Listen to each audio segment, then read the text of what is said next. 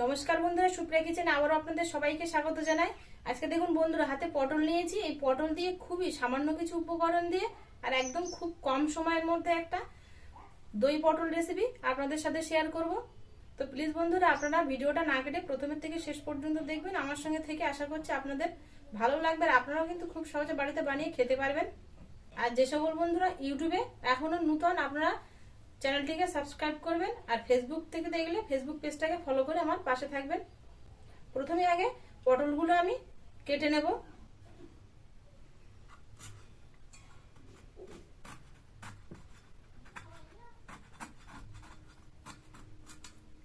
পটলের একেবারে খোসা পুরোটাই ফেলে দেবো না, এরকম অল্প করে ফেলবো আর অল্প করে এরকম রেখে দেবো।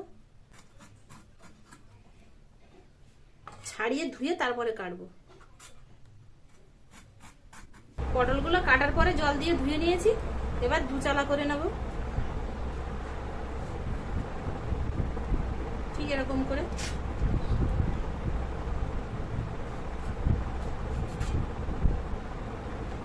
কাটার পরে কিন্তু আর ধুইনি। এবার এর মধ্যে আমি লবণ হলুদ মাখিয়ে নেব। লবণ, হলুদ গুঁড়ো, পটলগুলো ভেজে নেব। সরষের তেল দিয়ে দেবো ভাজার জন্য। তেলটা গরম হয়ে গেছে, ধোঁয়া উঠছে। এবার লবণ হলুদ মাখিয়ে রাখা পটলটা দিয়ে দেবো।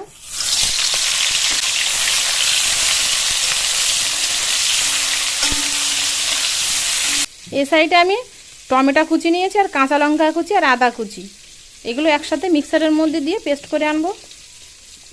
তবে আপনারা কিন্তু আদা আর কাঁচা লঙ্কাটা বেটে নিতে পারেন আর টমেটোটা গ্রেট করে নিতে পারেন, আবার চাইলে বেটেও নিতে পারেন।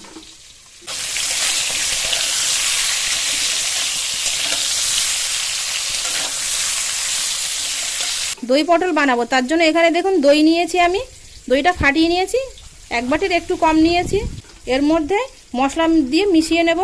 হলুদ গুঁড়ো দিয়ে দেবো, লাল আর কাশ্মীরি লঙ্কার গুঁড়ো মিশিয়ে দিয়ে দেবো, ধনে গুঁড়ো দিয়ে দেবো, জিরে গুঁড়ো, স্বাদ অনুযায়ী লবণ, 1 চামচ চিনি দিয়ে দেবো।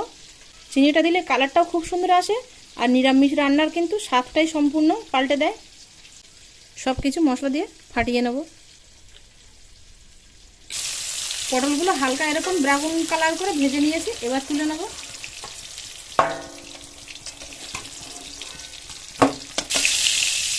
রান্নার জন্য আরেকটু সরষের তেল দিয়ে দেবো। তেজপাতা, শুকনো লঙ্কা, গোটা জিরে, গোটা গরম মশলা, আদা কাঁচা লঙ্কা পেস্ট দিয়ে দেবো। মিক্সারটা ধুয়ে একটু জল দিয়ে দেবো। মশলাটা খানিকক্ষণ কষিয়ে নিয়েছি, আদা কাঁচা লঙ্কার কাঁচা গন্ধটা বেরিয়ে গেছে। এবার এর মধ্যে মশলা মেশানো টক দইটা দিয়ে দেবো। এই সময় গ্যাসের ফ্লেমটা একটু কমিয়ে দেবো, যাতে মশলার সাথে টক দইটা খুব ভালো করে মিশে যায়। মশলাটা 2 থেকে 3 মিনিট কষিয়ে নিয়েছি। জলটা কিন্তু শুকিয়ে গিয়ে দেখুন এরকম তেল ছাড়তে শুরু হয়েছে। এর মধ্যে জল দিয়ে দেবো। এখানে আমি বেশি জল দিলাম না, অল্প জল দিয়েছি। গ্রেভিটা যাতে একটু একেবারে ঝোল হয় না, আবার একেবারে যেন গাঢ় না হয়, এরকম রাখবো। সেই জন্য 2 বাটি মতো জল দিয়েছি। ঝোলটা ফুটে 1 মিনিট হয়ে গেছে। জলের যে কাঁচা গন্ধটা থাকে সেটা কিন্তু চলে গেছে। তবে এখানে আপনারা গরম জল দিতে পারেন, তাহলে আর বেশিক্ষণ ফোটাতে লাগবে না। এবার ভেজে রাখা পটলগুলো দিয়ে দেবো।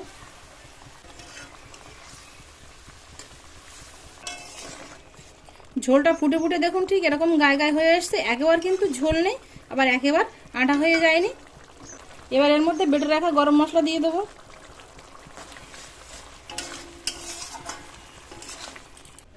কাসুরি মেথি একটু হাতে ঘষে দিয়ে দেবো।